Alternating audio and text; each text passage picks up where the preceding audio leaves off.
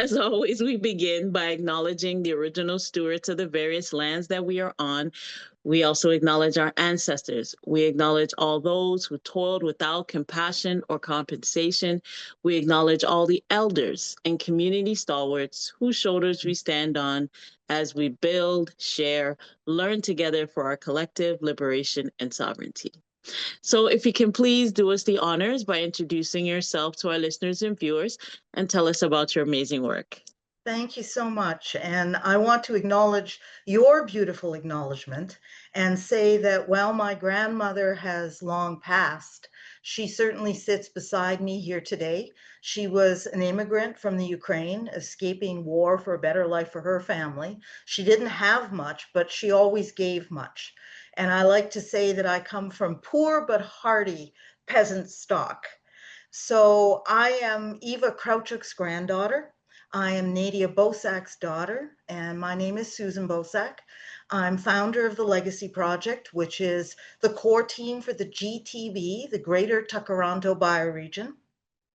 The Legacy Project is a research and innovation group. We see our work as the legacy project of our time, and it's about living into the big story of Bioregional Earth, which is a new old story. I'm also one of the co-stewards of Bioregional Earth, which draws on both Western science and on Indigenous ways of knowing and being. And the essence of this story is that it's about people in place, not people at and place, which implies separation, people in place. It's the relationship between and how one affects the other. We do ecological and social regeneration hand in hand. And we talk about needing to hashtag change the story because the relationship is out of balance.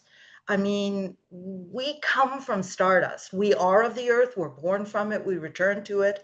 Our life stories are woven into the story of the universe in lifetimes across generations. And the long history of humanity has been one of deep harmony with all other life on earth. But now we find ourselves out of balance with life itself. And our feeling is that to get back into balance, we need a whole system approach because Earth is a whole system and we're part of Earth, and because everything is connected to everything else. And we can't continue with a problem solution mindset that we can fix this or that in isolation. It's not working. To do whole system work, we need to be working at the right scale. And a bioregion is the smallest actionable scale that maintains whole system integrity. The Greek root bio, it comes from life, the word life, and bioregion is your life place that connects all life in your place. And a lot of times people will talk about, individual well-being. And that's actually a contradiction in terms because I can't be okay unless we're okay, family, community. And we can't be okay unless the life systems around us are okay. So we talk a lot about eco-psycho-social well-being, individual, community, and life systems. So a bioregion is defined through watersheds, geology, ecology, and culture, including Indigenous history of a specific place. And it's important here to be clear that a bioregion isn't just a larger scale than a city or a smaller scale than a nation. It's a city or nation is a completely different concept than a bioregion. It's like the difference between a chair and a tree. A chair is just a story that humans made up. It could look like anything, just like a municipal or national boundary is a story that we make up. The tree, on the other hand, is real. It's alive. It tells its own story. And what's even more important is the tree makes the chair possible. Just like the bioregion makes it possible for us to be alive. The bioregion is what's real. And as Indigenous peoples tell us, right story has to start with what's real. Um, Dana Meadows was a systems thinker, one of the authors of Limits to Growth that came out in the 1970s, the report. And then after the report, she brought together some of the best thinkers in the world for 10 years to figure out how can we live sustainably on the planet. And their conclusion was that the only sustainable pathway forward is local regenerative economies in bioregions, with those bioregions connected through learning and some trade. So our bioregion where we're working is the GTB, the Greater Tkaronto Bioregion. It was actually first defined by David Crombie, former Toronto mayor and federal cabinet minister. In the 1980s, he led a royal commission on the Toronto waterfront. And he learned about the term bioregion and realized that what happens on the waterfront is affected by the land around it.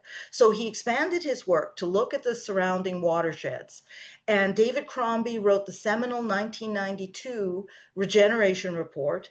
In it, he talks about a bioregional approach as both a way of thinking and a way of doing things. And the other thing that David likes to say is reminding us that everything is connected to everything else, and we need to act understanding that. So our work builds on his legacy. And the GTB is in Southern Ontario, 3 million hectares, about 10 million people, a quarter of Canada's population, which includes Canada's largest city, Toronto.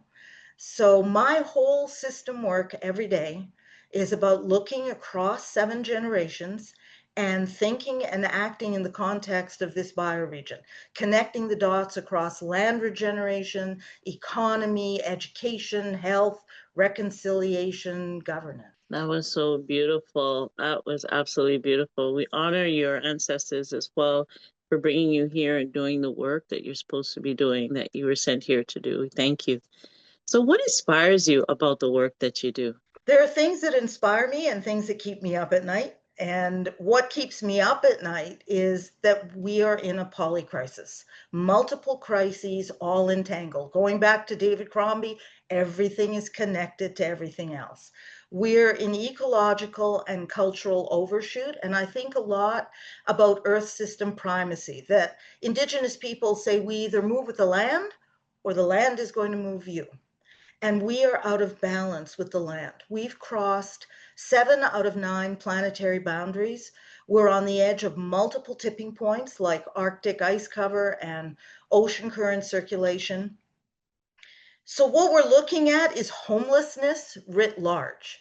Humans will not be able to survive the conditions on Earth, and we'll lose our life support systems. And I often feel like we're living in the movie Don't Look Up. So where do I find inspiration feeling all of that I think a lot of people are feeling, is I find inspiration in the land, water, trees, and other natural systems. Our work is fundamentally about moving toward living in right relationship within natural law. And by that, I mean right relationship is doing the right thing. And we know the right thing to do. Our parents teach us that from the time we're born. And right relationship means also being in a good place with ourselves, each other, and the land. And natural law is like the laws of physics. There are boundaries, there are limits. We need to be in balance with the life systems around us. One of our close collaborators is Dr. Dan Longboat, co-founder of the Indigenous Environmental Institute at Trent University. And he talks about humanity faced with a choice between 2 paths, a charred path and a green path. We can choose to either continue to destroy life or the continuation of life. And he also reminds me often that the green path isn't as simple as just, hey, I'm going to walk forward on that nice green path. We actually need to retrace our steps to pick up that which has been lost, broken, forgotten. And he says important stories will be returned to us. So I focus on right relationship and walking the right path. And it's redesign at the most fundamental level to hashtag change the story of how we live with each other on this planet. We're doing Horizon 3 work. So creating parallel structures and processes as more and more in the existing system unravels. There's a profound shift in the story that the regenerative process represents. Regeneration is life, and we need to treat it with the reverence it deserves, just like holding your baby for the first time, right? It's literally remembering, putting all the broken pieces back together again into a whole and healthy system. And when I get glimpses of that, then I feel like I'm doing what matters, and that keeps me going. That's so beautiful. I wish I could talk more, but like I just see the glow in your face and how passionate you are with it. It's so beautiful. So, on the other side now, what are some of the challenges or barriers you face in your work, and how have you overcome them or in the process of overcoming them? There's a lot of Horizon One thinking out there and a lot of funding for Horizon One work. And that's important. But Horizon 3, this long term view, is really important too. And there's very little funding for Horizon 3 work. And I think it's because we're entrenched in this problem solution mindset. I talk a lot about right story and wrong story, drawing on the work of Australian Indigenous scholar Tyson Yunkaporta, as well as systems thinker Nora Bateson. And for wrong story, Nora Bateson says, how are we going to think our way through the messes we're in when the way we think is part of the mess? So wrong stories let certain thinking take over, thinking that's individualistic, reductionistic, extractive, mechanistic, linear, like focuses on problem solution in the short term. And Tyson Young Kaporta says that, right stories have a precarious existence because predatory wrong stories skulk everywhere in the scrub brush. Right story emphasizes connection and care and respect and right relationship with self, others, land, holism, seven generation thinking. Right story is really hard. It's slow, it's difficult, it's messy, especially when it's surrounded by wrong story. So we can find right story in the land by listening to and listening and learning from natural processes. We need to collaborate with the land as well as with each other. And I think that a big part of our challenge is relational. One of the other questions that Nora Bateson asks is, who can I be when I'm with you? Because you're only a me in the context of a we. Family, friends, partners, neighbors, teachers, children, parents, the land, the water, all swirling in this moment, born of the past, present, and future. And I try to call everyone that we work with into this relational story, organizations, government bodies, philanthropists, funders, to be both caretakers and caregivers. In other words, stewards, because stewardship is the essence of legacy, knowing that whatever you do, no matter how small, ripples through time. And a steward knows that when you tug on any one thing, you find it attached to the rest of the world because everything is connected to everything else. That's why we so desperately need this whole system approach that we're talking about. Exactly. So tell me, is there anything that you want to amplify, anything in your work that you want to amplify new for the audience? Well, this is kind of exciting. We are creating the world's first whole system bioregional pando funding ecosystem, emerging from discussions with Rob Rosigliano at the Omidyar Group and Ana Muyo at the New Capitalism Project, who developed pando funding. And the Pando metaphor is a really powerful one. The Pando Grove in Utah is Earth's oldest and largest living organism, an amazing whole system. It looks like a whole bunch of separate trees, but the 47,000 quaking aspens are actually a single tree genetically, and they're interconnected by this collective root system that spans like 106 acres. So what can we learn from Pando about how to organize and fund whole system bioregional work? At the simplest level, we need those roots, those root enabling conditions. And for bioregional work, that's things like a core team, like a bioregional learning center so that people can learn how to live in place again, doing mapping, doing relationship building. And then we need to strategically weave together a tapestry of project clusters. So more funders need to recognize and fund the enabling conditions that are necessary for systems work to really happen. And then you have to bring together and fund not just projects, but project clusters. And if we set it up that way at the start, it's easier to move out of this problem solution mindset, the point solution funding that most funders traditionally do. And navigating through the poly crisis, it isn't about designing a straight line path forward. There's going to be a lot of zigging and a lot of zagging. And we need to design a bioregional pando funding ecosystem that we need to design simultaneously for these enabling conditions, for interactions across people and projects and places in the bioregion, and also monitoring. That's all aimed in the right direction. If you have those three things, conditions, interactions, and monitoring, and design for those aimed in the right direction, that's how we can move toward whole system health.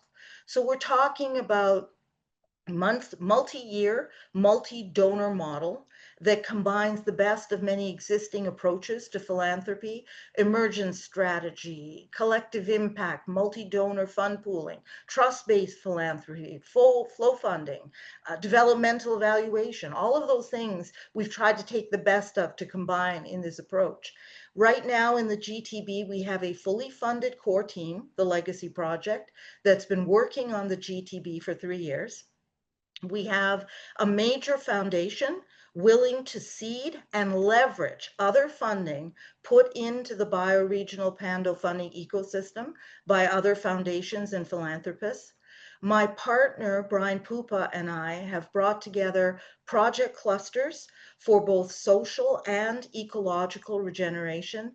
For example, we do have a bioregional learning center to help people here relearn how to live in our place. And we've brought together the conservation authorities, which are unique to Ontario and are already organized by watersheds, which is important for bioregional work. We've brought together all 7 local universities, environmental programs, farms, libraries, schools. We have a school community network that enables deep engagement with neighborhoods, working with elementary and high school students, teachers, parents, grandparents. We take a very intergenerational approach in our work. We're working with all 13 conservation authorities in the GTB to coordinate literally hundreds of watershed and large landscape projects. We're doing a detailed GeoAI land cover mapping of the bioregion for planning and monitoring. That's going to be used by the conservation authorities as well as the 100 plus municipalities in the GTB. And the mapping is going to include an Indigenous layer and a sociocultural layer that we're creating using Kinefin's SenseMaker software. We have partnerships for backyard and agricultural regeneration, for food security. We have a social prescribing model working with healthcare providers to connect people into both community and nature. And we have a very deep commitment to Indigenous knowledge interaction, working with Dan Longboat and the 8 First Nations in the GTB. So the GTB is a testing ground for the world's first bioregional pando funding ecosystem. And we're also working with our sister bioregion in the Northern Andes of Colombia as a North-South collaboration to inform each other's work. And that work is being led by Joe Brewer and Penny Heipel, co-founders of the Design School for Regenerating Earth. They're doing some amazing work down near the Amazon basin, which has 20% of the world's fresh surface water, while we here in the Great Lakes Basin have 21% of the world's fresh surface water. So this north-south collaboration can have major planetary impacts. And we're inviting a catalytic cohort of foundations and philanthropists to co-create the next evolution in philanthropy with us. This is going to be a bespoke journey of action learning. It's about hashtag changing the story and how we organize and fund social and ecological regeneration to heal ourselves and our planet. So funders will have a front row seat to co-design this new approach to funding and practice. Wow. Powerful, Susan. So powerful. So, just in the sake of time, I just want to go right to the last question, which just give us your closing thoughts, calls to action. We want outcomes here. This is so amazing. This is going to permeate through generations as you are laying a foundation for a better world, for a better us. So please leave us your strong, powerful words as we close. This is the work, as you said, of the next 20 to 200 years and beyond. So success doesn't look like short-term goals. We have to believe every day that we're doing the right thing. And I really like the definition of hope from Václav Havel, where he says, it's not that you believe that everything's going to turn out all right, but you believe you're doing the right thing. And we need to live into this story of bioregional Earth to meet this global moment. We need to hashtag change the story from the old world to a new world that instead of a clockwork universe, it has as its guiding metaphor an ecological world. It's grounded in the reality of interdependence, regeneration, that we move from the age of empires to the age of bioregions, that we respect our living planet as a whole system in which everything is connected to everything else. And we have to really feel that the idea of people in place, right?